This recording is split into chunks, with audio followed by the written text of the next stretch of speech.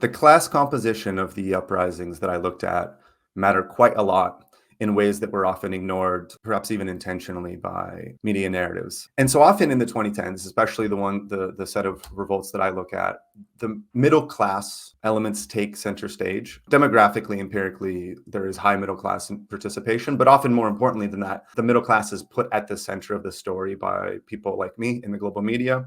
And people in the Western media in the 2010s really love this, right? Because the middle class is sort of the privileged subject of history for English-speaking liberal media. The idea that this is the young middle class revolt rather than one that is working class or one that is very aligned with any particular interest. Even while the people, as you say, that were really taking a lot of the biggest risks in going to jail or dying happen to be people living close to the revolts that were not educated or middle class. Often the people dying were sort of from like marginalized sectors, not even the working class, but like marginalized sectors of the population. And often in the cases where the revolt actually succeeds, it's because of labor action somewhere.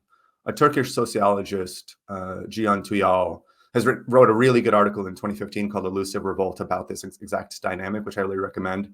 And what he says is that there is an elective affinity between the middle class elements of the revolt and sort of individualized and aestheticized forms of protest. And one like example is that he said that the permanent assembly, which was often like a form favored by 2010's protests, is something that like is basically a permanent grad seminar. It's like something that people that are trained to talk and like talking and like hearing themselves talk, people like me, will really gravitate towards.